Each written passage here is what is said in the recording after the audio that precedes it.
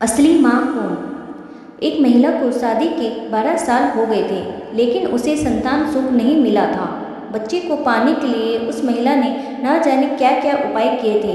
Doctor के पास गई थी, बाबा भक्तों के पास गई थी, जिसने जिस मंदिर, जिस मस्जिद, गुरुद्वारा या चर्च में जाने के लिए कहा, उस हर जगह गई थी। जिस भगवान का नाम लेने के लिए कहा, उस भगवान का नाम लिया था, और जितने उपाय या उपवास करने के लिए कहे, सब किए थे। लेकिन अगर दिल से और तन मन से कोई चीज़ चाहो तो मिल ही जाती है। इस महिला को भी उस तपस्या का वरदान उसके बेटे के रूप में मिल ही गया। 12 सालों का दुख, दर्द और पीड़ा अपने बेटे का चेहरा देखते ही सुख, खुशी और संतुष्टि में बदल गया। लेकिन अभी शायद उसकी तपस्या बाकी थी। शायद भगवान को अभी उसकी और परीक्षा लेनी थी। जब उसका बच्चा 1 वर्ष का हुआ तो एक दूसरी महिला ने उसका बच्चा चुरा लिया। सोचिए उस माँ की मनस्थिति क्या होगी, जिसने दुनिया में सबसे ज़्यादा जिस बच्चे के लिए अपनी ज़िंदगी जी थी, उससे उसका बच्चा ही छिन गया।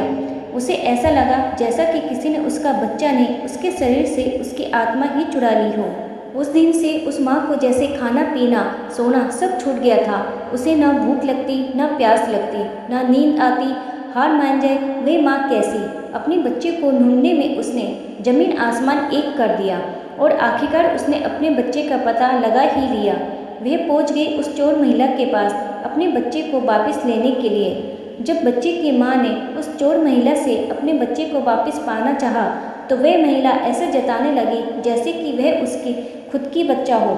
जब बच्चे की माँ को लगा कि किसी भी तरह से बात बनती नजर नहीं आ रही, तब वह इस मुद्दे को राजा के पास लेकर गई। राजा के दरबार में दोनों महिलाएं हाजिर की गईं। दोनों ही महिलाएं उस बच्चे पर अपना पूरा हक जताने लगी।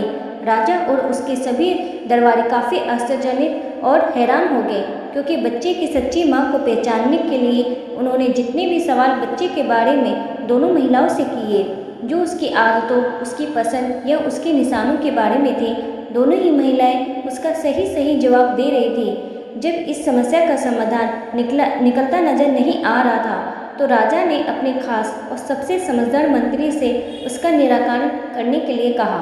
मंत्री ने बिना 1 मिनट की देरी किए तुरंत राजा से कहा कि महाराज, मुझे तो लगता है कि ये दोनों ही इस बच्चे की माँ है। इन दोनों का ही उस बच्चे पर बराबर का हक है। अगर आपको न्याय करना है तो सबसे बेहतर तरीका यही होगा कि आप बच्चे के 2 टुकड़े कर दीजिए और एक एक टुकड़ा दोनों माँओं को बांट दीजिए। मंत्री की ऐसी बातें सुनकर राजा के साथ साथ दरबार में सभी हाजिर सभी लोग उनकी तरफ आश्चर्य से देखने लगे। राजा ने सोचा कि मंत्री की ऐसी मूर्खतापूर्ण बातों के पीछे जरूर कोई रहस्य होगा। वह बिना सोचे समझे ऐसी बात कभी नहीं कर सकते। राजा ने तुरंत अपने सिपाहियों से कहा कि मंत्री की बात पर अमल किया जाए और इस बच्चे के 2 टुकड़े कर दिए जाएं। बच्चे की असली माँ ने यह फैसला सुनते ही राजा के पैर पकड़ लिए और बोली, महाराज, मुझ पर इतना जुल्म मत कीजिए। आप चाहे तो बच्चे को उस महिला को दे दीजिए, लेकिन उसके 2 टुकड़े मत करिए। मेरा बच्चा मेरे पास नहीं रहा तो चलेगा, इस दुनिया में तो रहेगा।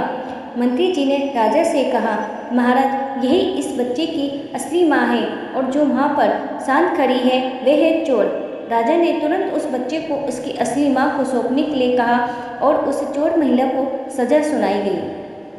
कहानी अच्छी लगी है तो मेरे चैनल को लाइक करें, शेयर करें और सब्सक्राइब करें। वीडियो देखने के लिए आपका धन्यवाद।